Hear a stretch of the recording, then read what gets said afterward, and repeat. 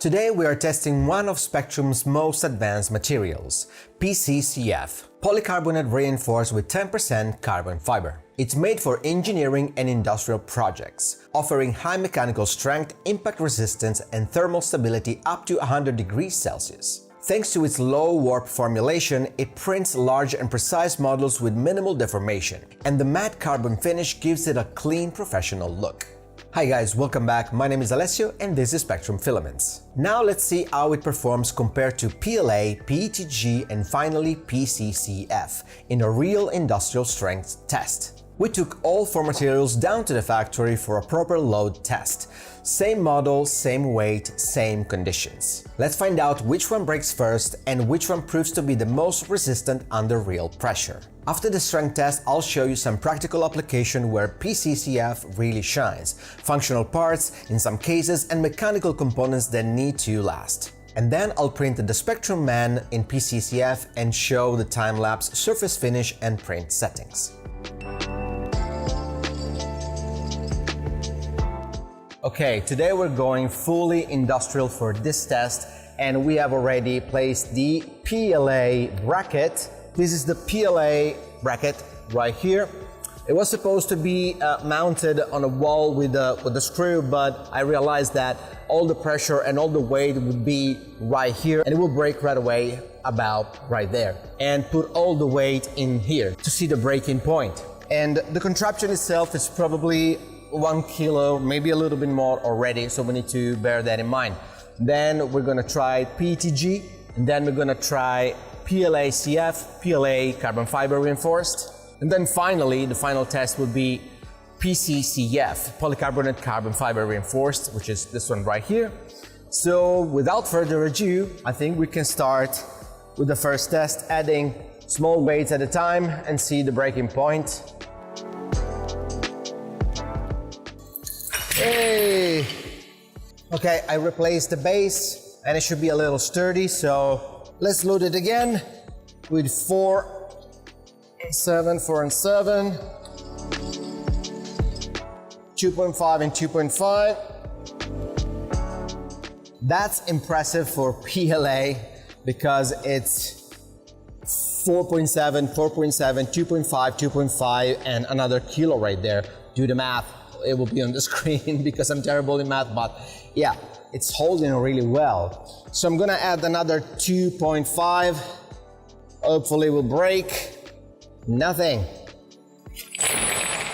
So what I'm gonna do now is gonna start adding weights to the sides because I have not much space in there. This PLA is insane, by the way. Spectrum Filaments rocks.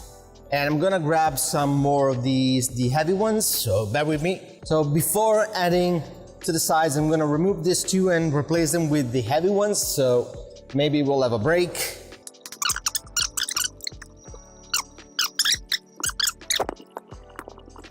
Just gonna add another one in the middle and run away.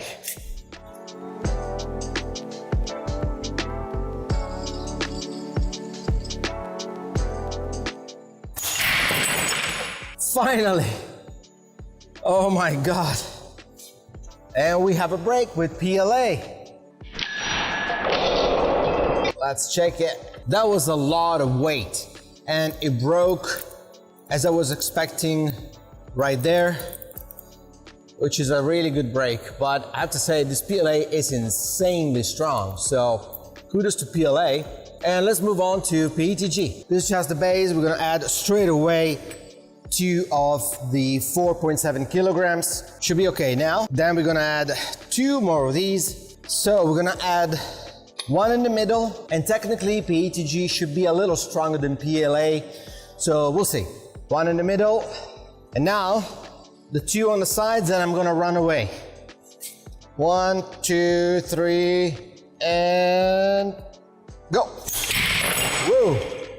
We got a break for PETG as well.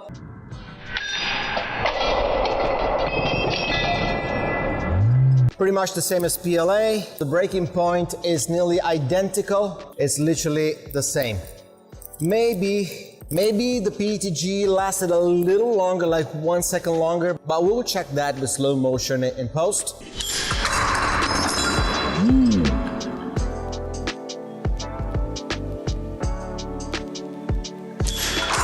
So let's move on to PLA-CF.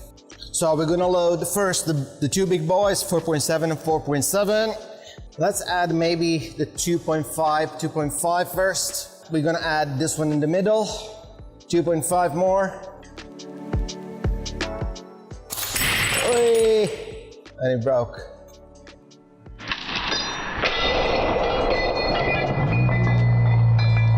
This one broke before the PETG and the PLA was around 5 kilograms less, so that's a good thing.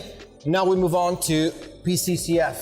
We're gonna load the PCCF with the base first. Now we're gonna add the two big ones. Now we're gonna add, just for a test, the 2.5 and 2.5. It's holding out really well. We're gonna add the two beasts, and this is the final test. We're gonna add the central one first. Hopefully it will not break. Holding up really well. There's not much flexion, so we are really great. Now we're gonna add the 2.5 where all the other broke. 1, 2, 3. And we have the winner. I'm still protecting myself a little bit, but we do have a winner. PCCF is the beast. But I'm actually curious to see when it's going to break, if I'm gonna add some more weight. So I need to find some more weights, and I'll see you in a second. So here we are with more weight. So hopefully it will break. 1, 2, 3. Still not breaking, so we're gonna add 2 more. I don't have more space to add weight.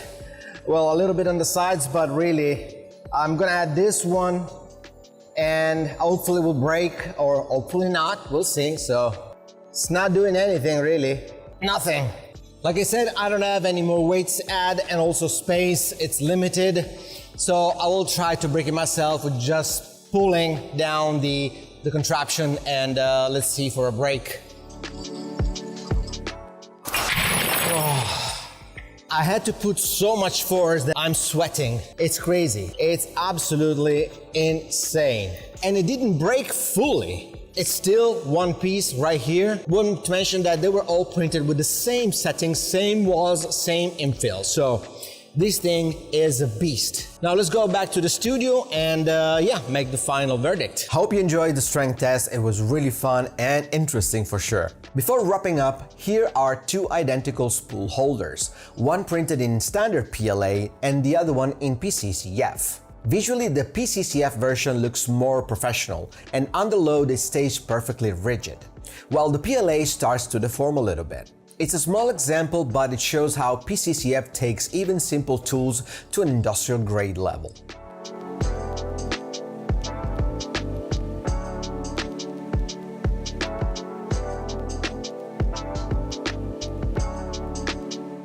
Now let's go through the specs and printing notes quickly. Material characteristics: 10% carbon fiber reinforcement, high impact strength and durability, excellent mechanical properties, good UV resistance, dimensional stability with low warp technology, thermal resistance up to 150 degrees Celsius. As for application, PCCF is great for prototyping, functional parts, electronics, automotive, sports gear and mechanical components. And for the printing settings, we have nozzle temperature from 270 degrees up to 320 degrees Celsius. The bed temperature can go from 90 degrees to 130 degrees Celsius. The recommended speeds are 30 to 120 mm per second. The cooling from 0 to 40% depending on the geometry. It's recommended to use an enclosure for larger prints. Drying this filament is absolutely crucial. And obviously use a hardened steel or ruby nozzle, since carbon fiber is very abrasive. Adhesive is not usually required, but for extra adhesion, use Dimafix, 3D Lac or Magigoo.